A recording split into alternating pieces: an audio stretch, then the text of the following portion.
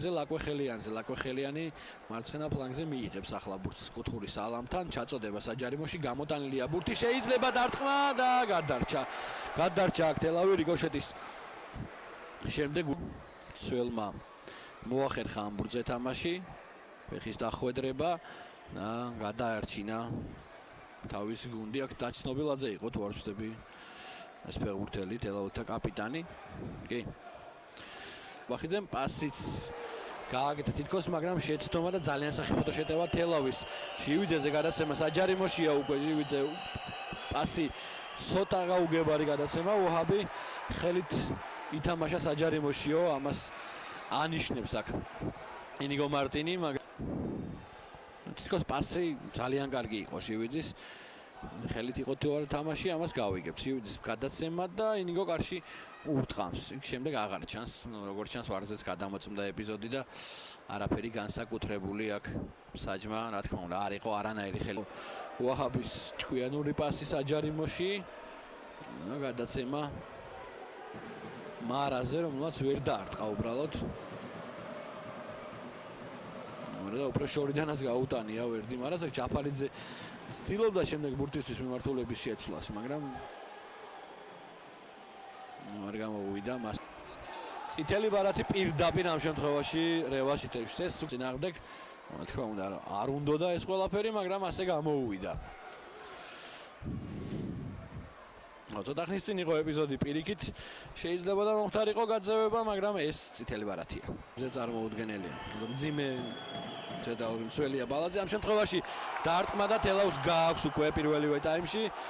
რა თქმა უნდა უპირატესობით ისარგებლა თელავმა და ინიგო მარტინი გადანილი გოლის არ არის დაჩის ნობილაძის საგოლე გადაცემა აღნიშნოთ და კუბატაძე ვეღარ მიწვდა აქ ბურთს ხელით თითებით ოდნავ შეეხო მაგრამ მეტი არაფერი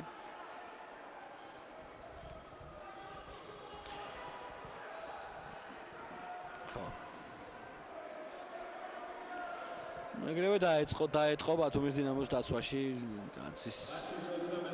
დანაკლისი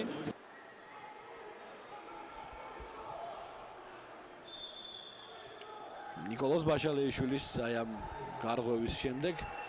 ნახეთ ჩაწოდება საჯარიმოში და კარგა ბურთი და ძალიან სახიფათო ერიში თელავის ბაშალეიშვილი გარბის საჯარიმოსკენ ეხსნება ინიგო მარტინი მიიღებს მარტინი ბურთს დაარტყამს და გაიტანს მეორე გოლს დინამო ბათუმის კარში 0-2 ხდება ანგარიში ახლა ობიექტურობაში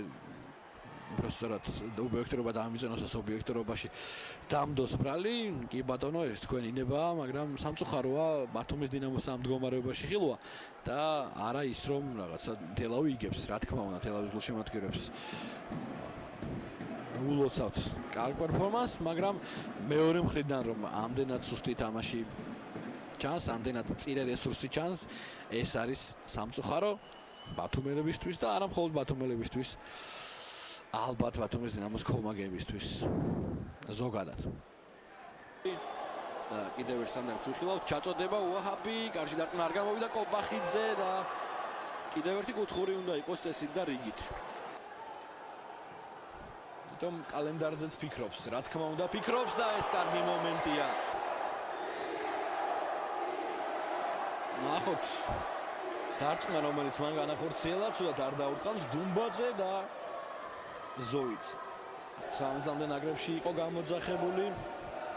ამხანაგურ მატჩში საბერძნეთთან მიიღო მონაწილეობა აქ კი მესამე გოლი გადის ბათუმის დინამოს კარში და ვინ არის გადანილი გოლის ავტორი ხოლმე ეს გვაინტერესებს მოედანზე თუ არ იყო აქ თამაშგარე ნახოთ მომენტი გაატარა არაბულმაც წერათ ქარიც დაემატა წვიმას ეს უნდა გითხრათ აუცილებლად სამორჩეულის და საქართველოს არაერთგზის საუკეთესო მცველი აქ პენალტი ნიშნება თელავის კარში უაჰაბის თავით თამაშის შემდეგ ვერდი მარა გამორბენი დარტყმა და 1-3 ხდება ანგარიში აბრუნდება დინამო თამაში. აი ეს მესამე გოლი აბსოლუტურად უცნაურ სიტუაციაში გაუშვა დინამო ბათუმმა, რომ არა ის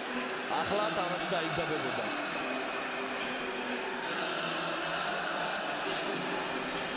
მარა ბურთისკენ გაიქცა, წარმოიღეს ერთ რამდენიმე მეტრი პასია საჭირო. არაკეთებს პასს ვერდი, მაგრამ კარში დარტყმას აპირებს და არტყა ცუდად. დღეს მარას თამაში არ წავიდა გონაკ სახლში. სახლის თამაშები პრობლემაა ბათუმის დინამოსთვის. ნახოთ მეოთხე გოლი გავა თუ არა დინამო ბათუმის კარში, გააცუდეს აქ. შეიძლება დამთავრებული იყო 1-4, მაგრამ არა 1-3 გვაქვს ანგარიში და ულოცავთ თელავს, რა თქმა უნდა, გამარჯვებას.